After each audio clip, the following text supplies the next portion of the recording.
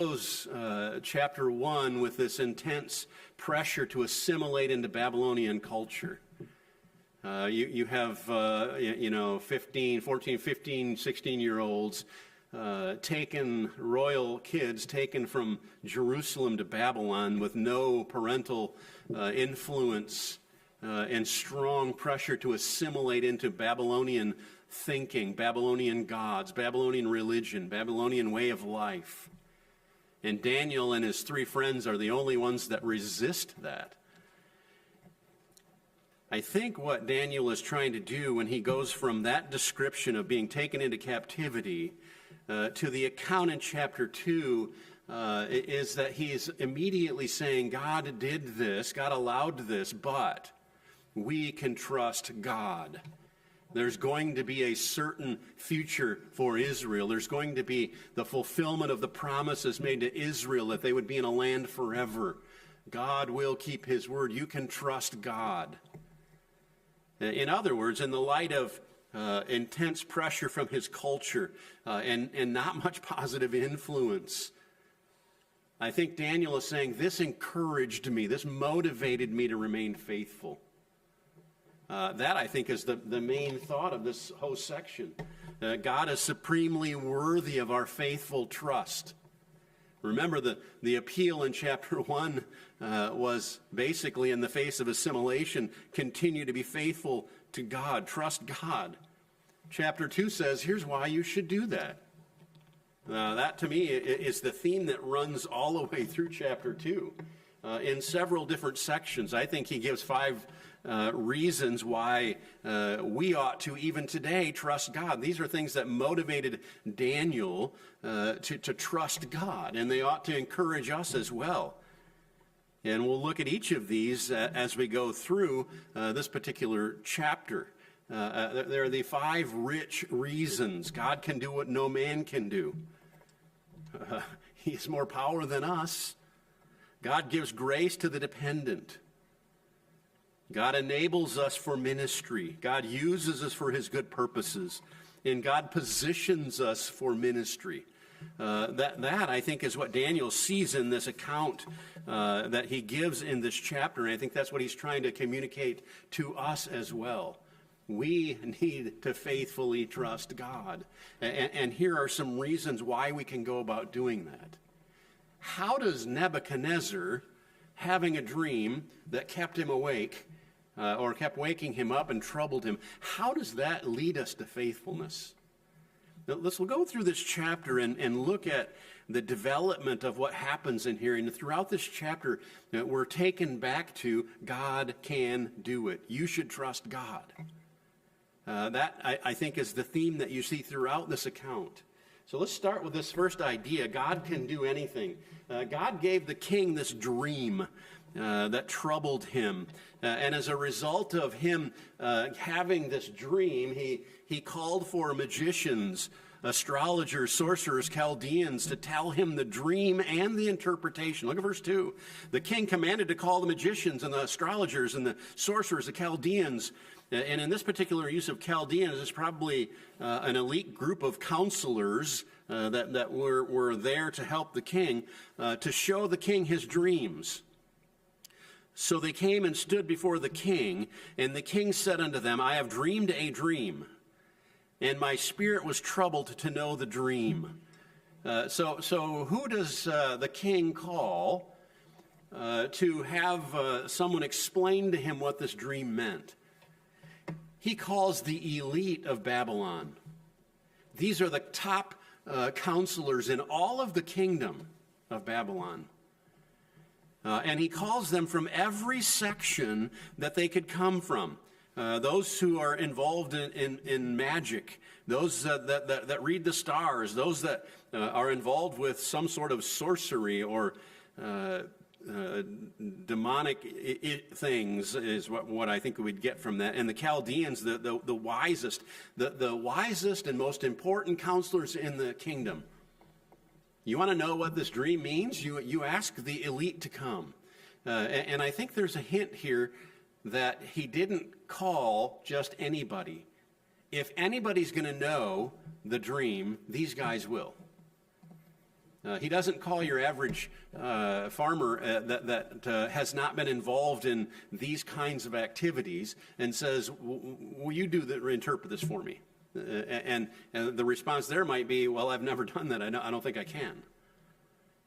But here are the elite, the most influential, the most wise in the world men that he calls, and he says, you tell me the dream. And that's really what he does. The king, these elite men in the kingdom are asked for the dream and how they would interpret it. Look at what he says, verse 4. Then spake the Chaldeans to the king in Syriac, probably better translated Aramaic. And from this point on, all the way through chapter 7, the book of Daniel is not written in Hebrew, it's written in Aramaic, which was the common language for Babylonians. And there's probably some hint that this material in that section is important for the whole world, not just for Israel. But he switches to Aramaic. They say, O king, live forever. Tell the servants the dream, and we will show you the interpretation. There's a little bit of shift here. The king calls all these elite men in, and he says, you tell me what I dreamed and interpret it for me. Now, that's a tough thing to do, isn't it? He's not going to tell them the dream and then they can make something up. You tell me what I dreamed and then tell me the interpretation of what I dreamed. And they come in and say, oh, king, live forever, which is, how you begin to approach a king in that particular thing. But they ask for this dream to be given to them. Hey, give us a head start. Tell us what the dream was, and then we can give you the interpretation. Well, who couldn't? We can all make something up about what a dream means.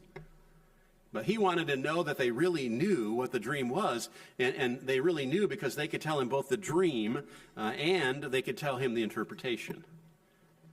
In verse 5, it says, the king answered and said to the Chaldeans, the thing is gone from me.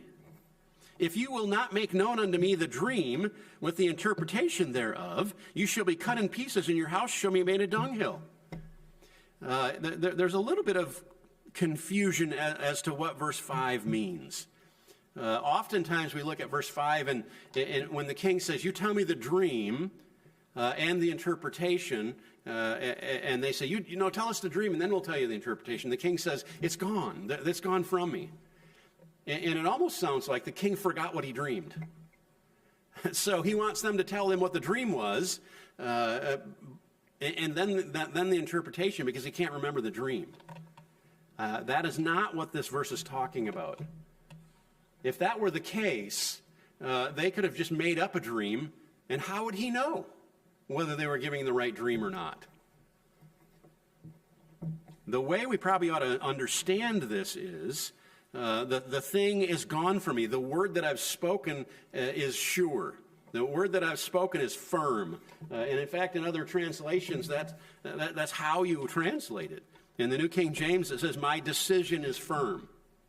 In other words, it's not the dream that has gone away from him. It's the words that you tell me the dream and the interpretation that's gone from him.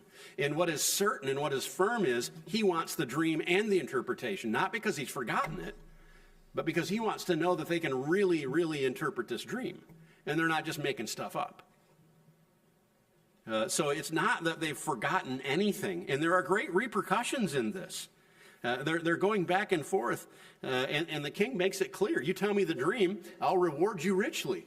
You don't tell me the dream and its interpretation, and you'll be cut in pieces.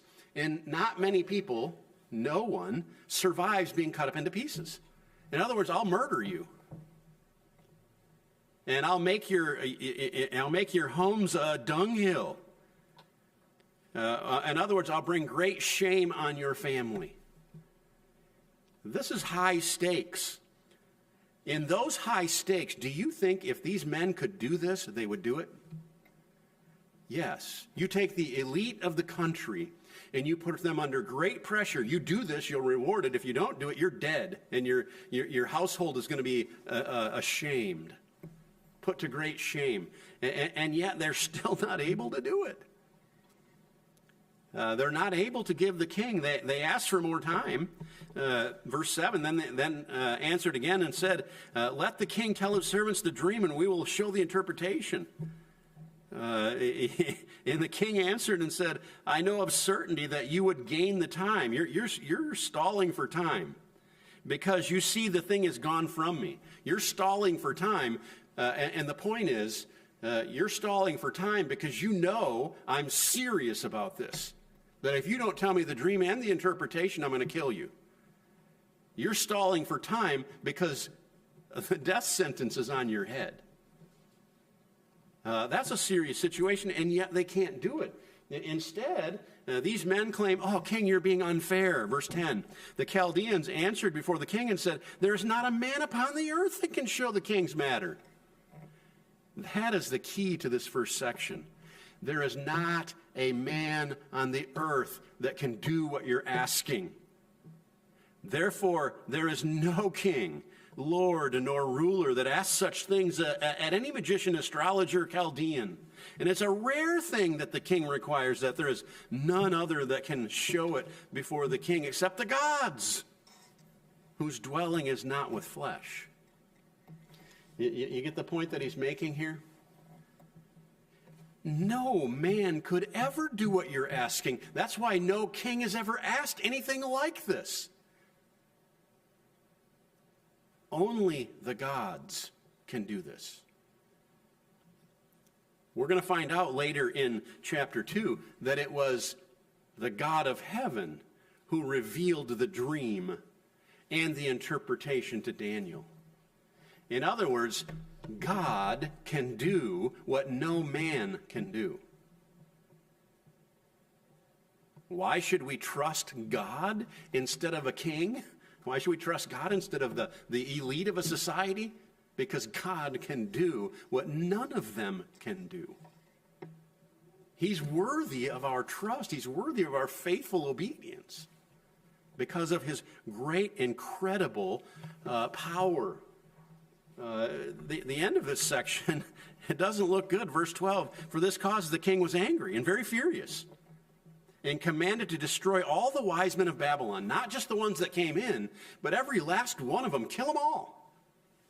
That's how furious. He was so disrupted, so disturbed by this dream, that when they couldn't give him the dream and the interpretation so he knew what it meant, he was done with all of them. That's a serious issue that God brought to his mind. Well, guess who's part of these wise counselors? Daniel and his 3 friends. They're under this death penalty because of the failure of these wise men. But that's not the end of the story. God also, and the second reason why we should trust God, he gives grace to the dependent, the humble, those that depend on him. And I think what we see in this section is this. Young Daniel, now how old is Daniel now? In the beginning of chapter 2, second year of Nebuchadnezzar. We have to understand the accession year and then 2 more years. So this is probably 3 years after Daniel made his way from captivity. In other words, Daniel is just finishing his 3 years of Babylonian school. He's learned all the ways of the Babylonians in 3 years. He's probably about 18 years old. So these older, wiser, elite men couldn't do anything about it. And yet all of a sudden it comes to Daniel, this young 18-year-old facing death amongst the rest of him. But notice verse 13. And the decree went forth that the wise men should be slain, and they sought Daniel and his fellows to be slain. Then Daniel answered with counsel and wisdom to Arioch, the captain of the king's guard, which has gone forth to slay the wise men. He answered and said to Arioch, the king's captain, why is this decree so hasty? Give me a chance. Then Arioch made the thing known to Daniel, and Daniel went in and desired of the king that he would give him time, that he would show the king the interpretation. And notice that when the first group said, hey, give us some more time, the king said, you're stalling. And what Daniel said, hey, why are you so hasty? Give me a minute, and I'll show you the dream. And he gives them the time. He delays. He doesn't have, he says, okay, hold off on killing them. And Daniel makes this promise. How could Daniel make such a promise? Because he depended on the Lord. And this information can only come from God. But Daniel knew God. He served God. He's been faithful to God. And that's why I think you see what he does next. Daniel goes to his friends, and they seek the mercies of God of heaven concerning this secret. Look at verse 17. Daniel tells the king, I'll give you the interpretation and the dream.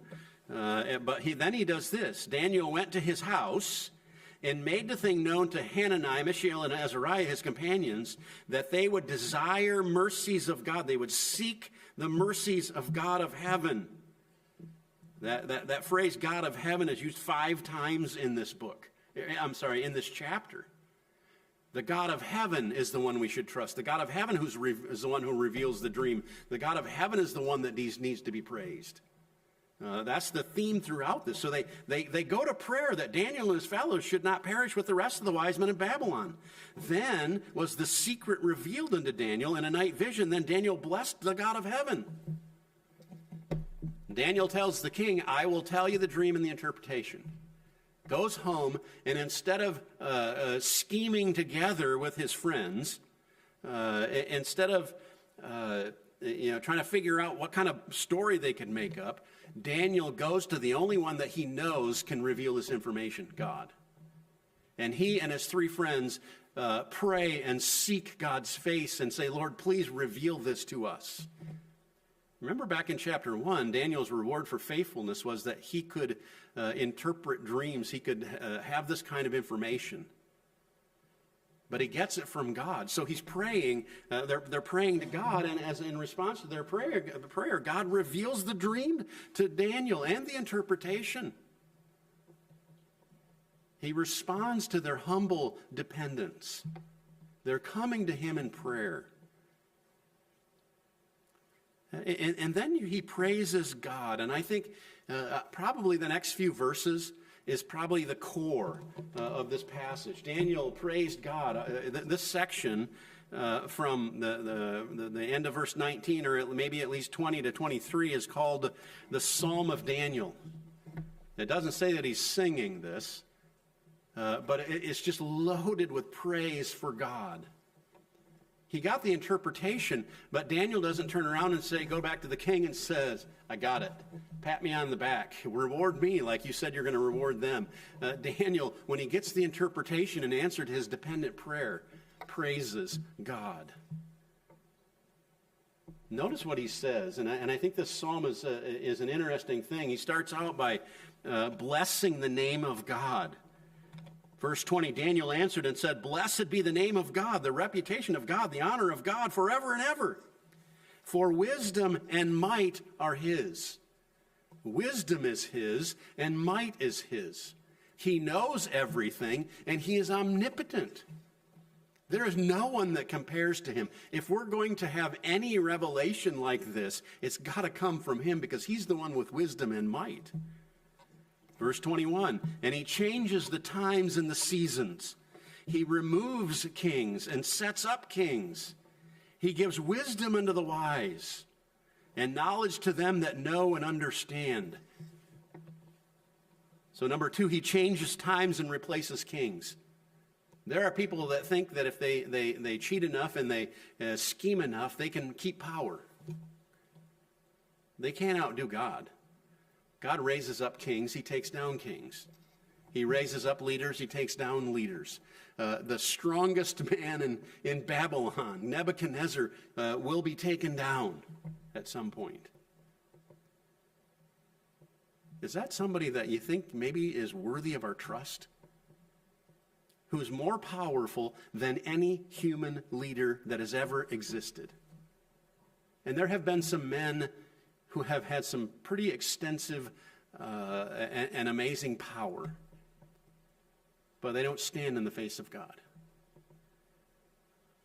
He gives wisdom and knowledge. The beginning of verse 22, he reveals the deep and secret things.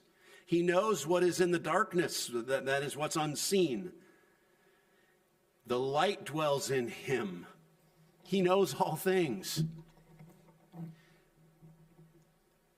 Why would Daniel revert to this kind of a praise? Because he knows where the interpretation in the dream came from. It came from God, and he's the one that deserves praise. He's the one that we can trust. Then he proceeds to thank God. In verse 23, I thank thee and praise thee, O God of my fathers, who has given me wisdom and might. Isn't that interesting? He's given me wisdom and might. Number one in his blessing was, for wisdom and might are his. Wisdom and might are God's, but God gave some of it to Daniel. And hast made known unto me now what we desired of thee. For thou hast made known unto us the king's matter. You reveal to us the secret things that only you know. Why do I think this is the core of this chapter? Because the focus on this chapter is on who is God. Can we trust him? Yes. This is why we can trust him. This is the core of who we trust. And this is especially, I think, important in Daniel's time. He's an 18-year-old, taken captive by this powerful Babylonian system, trained for 3 years in its way, pressured to accept the ways of Babylon. And Daniel, as an 18-year-old, can give this kind of praise for God because that's who he trusted. And because of that dependence, God gave him the interpretation of this dream. I think the next section talks about God enabling us for ministry. Daniel pleads for the lives of the other wise men, that is, all of those that had the death penalty on their head, and promises to interpret the king's dream. What does Daniel do with this incredible asset that he now has? No man on earth could interpret this dream. But God gave it to Daniel. And Daniel goes to the king, and Daniel doesn't go to the king and say, all right, I have it. What's in it for me? He goes to the king and says, hey, don't kill them all. Isn't that grace? Daniel, in this strategic position with this incredible information that no one else could come up with, uses it to bless others. That's an incredible example for me. And I think he did it because he understood God enabled him for this ministry. It's not because of him. And he shows us in the midst of this. Look at verse 24. Daniel went into Arioch, whom the king had ordained to destroy the wise men of Babylon. He went in and said unto them, destroy not the wise men of Babylon. Bring me in before the king, and I will show unto the king the interpretation. Hold off on the death penalty. Let me go in, and I'll give the information to the king he wants. And then Arioch takes credit. Daniel refuses to. But I think in contrast, Daniel puts this little statement in here to show how ludicrous this really is. Verse 25, then Arioch brought in Daniel before the king in haste. He hurried him in and said unto him, I have found a man of the captives of Judah that will make known unto the king the interpretation. Did he find Daniel? No, Daniel came to him. Daniel came to him and pleaded for the lives of the other wise men. And yet here's Arioch. Look at me, king. I'm the one that found this man, and he can tell you the dream. He's looking for a little credit himself, as if he had something to do with this, because he had absolutely nothing to do with this. And Daniel uses his shock value a little bit here.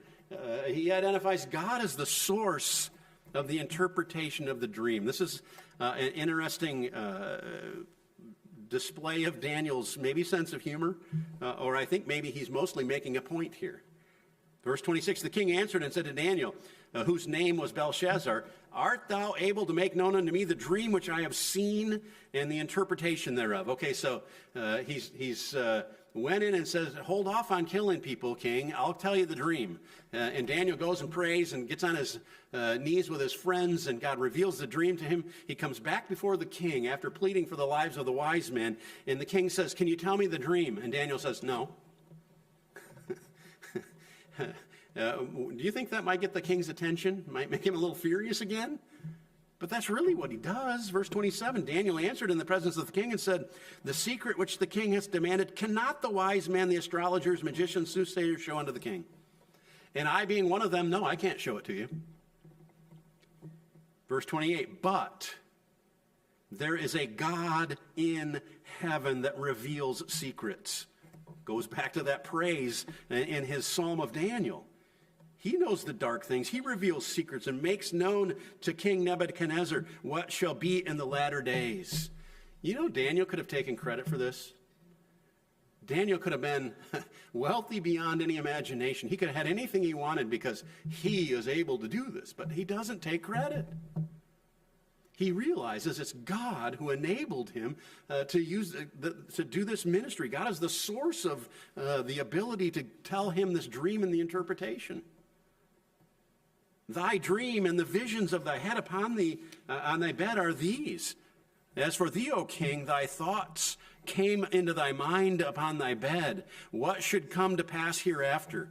When you went to sleep, you were thinking about what's going to be in the future.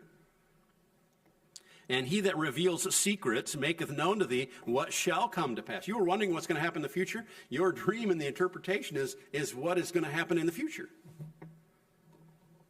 But as for me, this secret is not revealed to me for any wisdom that I have, more than any other living human being.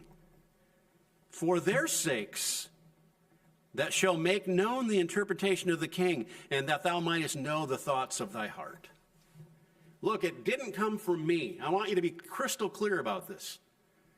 This is God enabling me. The God of heaven revealed this. He's the one that deserves the praise. He's the one that gets the credit. I'm no different than any other wise man. I couldn't tell you this. God enabled me. And this is Daniel saying, I can go before the king with confidence because God enables me. Is that a reason to trust that God? You don't want that God as your enemy by taking credit for yourself something that he did. That's the big picture of what's going on in this chapter. We can trust that God. God uses us for his good purposes.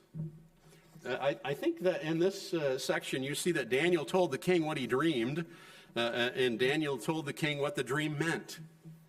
And we'll come back to this section next week because there's some significance eschatologically about this dream. This man with 4 different kinds of metals and all that kind of good stuff. There's significance to it. It's what's going to happen in the future from Nebuchadnezzar's day.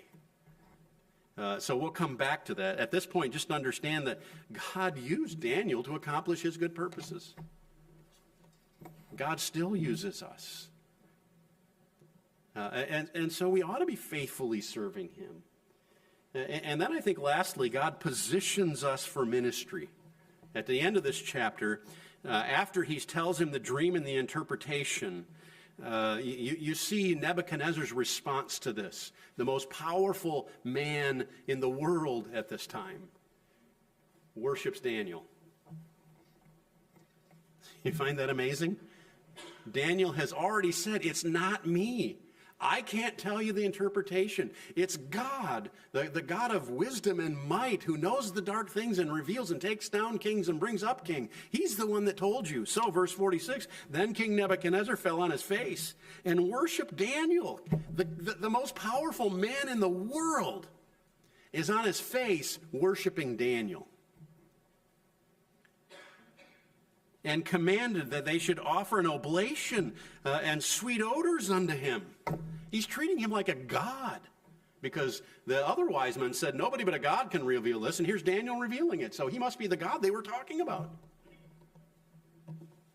Daniel has already been clear that he is not the source. So he's not going to argue with the most powerful man in the world and saying, stop it, stop this worship. Because immediately after that, in verse 47, the king recognizes the God of heaven as the source. The king answered unto Daniel and said, of a truth, it is that your God is a God of gods and a Lord of kings and a revealer of secrets, seeing thou couldst reveal this secret. Does this mean that Nebuchadnezzar became a believer in the God of heaven? No, it doesn't say he placed his faith in this God. He added to him to the list of gods. Nebuchadnezzar believed in lots of gods, and he believed they all had a special task. Now he's got a special God that's a revealer God. And yet he understands that it's not Daniel, it's Daniel's God, as Daniel has shown this incredible testimony. What happens in response? Daniel, the king makes Daniel a great man in Babylon and gave him many gifts, it says. Notice verse 40, then the king made Daniel a great man. I think what we mean by that is he made him a significant man, a wealthy man, and gave him many great gifts. But that's not all. He gives him a couple of positions. He gives him the position of the ruler over the province of Babylon. Now, the Babylonian kingdom was broken down into several different provinces, or we might say states. And he made Daniel the governor over the state of Babylon, where the capital was, where the palace was. And he had the rule over all of that province. And he also made him the chief of the governors of all the wise men of Babylon. All of those wise men that he saved their lives, Daniel's now their boss. Because God used Daniel and put him into that positions. Daniel kind of deflects a little bit. He requests that his friend, it should be friends plural, the three of them, rule over the province, and he governs the wise men in the gate of the king. Isn't this amazing? It's not going to be too long, and there's going to be a flood more of Jewish men and women taken captive in Jerusalem and Judea and brought into captivity in Babylon. And guess who's in charge of town? Guess who's in charge of that part of the world? Daniel's three friends. Guess who is the ruler of all of the wise men of Babylon? Daniel. The four men who were faithful to God. The four men who refused to assimilate, that stayed faithful to their God. God puts them in this incredible position to be able to minister to all these captives that are going to come. And Daniel's significance, we learned in the last chapter, goes on and on all the way through the Babylonian kingdom and beyond.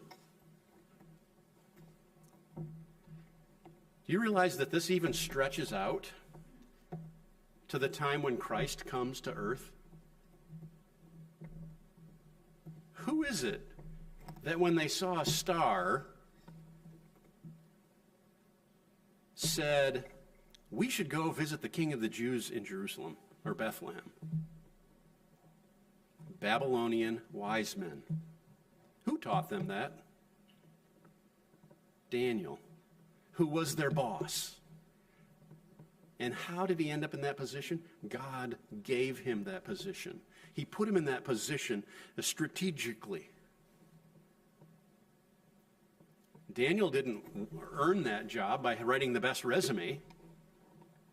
God placed him there through this particular event with a dream that troubled the king. We ought to be faithful. We ought to worship. We ought to trust that God. Do you recognize the power and sovereignty of God?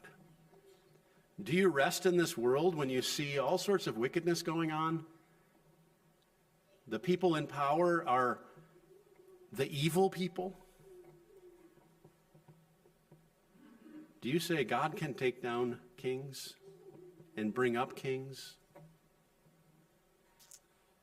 I don't know if this is true or not,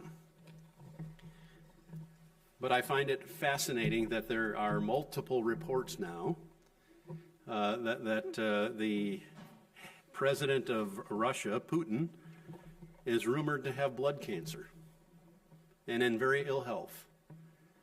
I don't know if that's true or not. If it is, it may be a perfect example of you can claim to have all this power and think you can do whatever you want, but God can take you down in a minute. God is in sovereign control of all things. Can we trust him? Do we trust him? Are you seeking the enabling of God? If this is a display of the power that God has, he's the God of might and wisdom. He's the God that controls kingdoms. He's the God that knows secret things. Do you want him to enable you? Or do you say, hey, God, you might think you're pretty smart, but I'm smarter. I got this. We ought never to rely on our own power. When the God with true power is the one who enables us. Do you praise and thank God for his work in your life? Daniel very clearly said, hey, Nebuchadnezzar, it's not me. This is God. This is God working.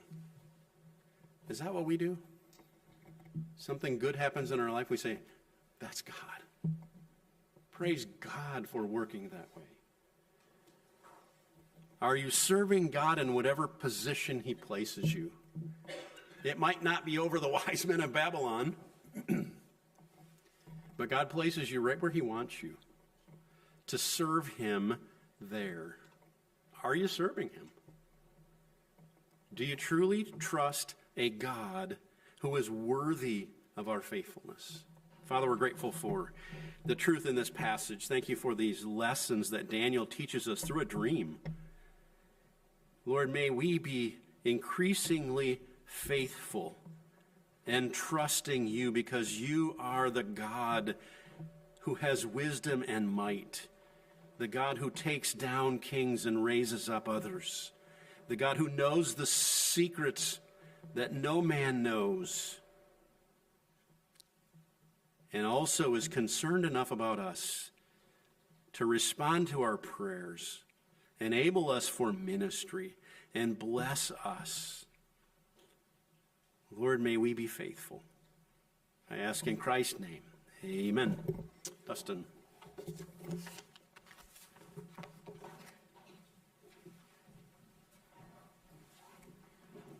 Let's take our hymnals and close out our service tonight by singing 501. And stand as we sing 501 verses 1 and 3. Nothing between. 501. No.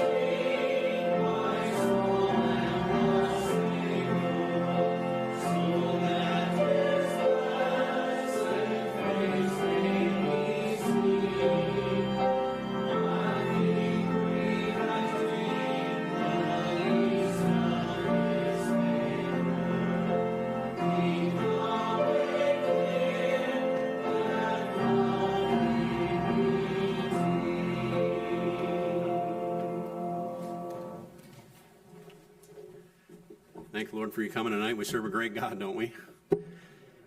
Have a great week serving him. See ya.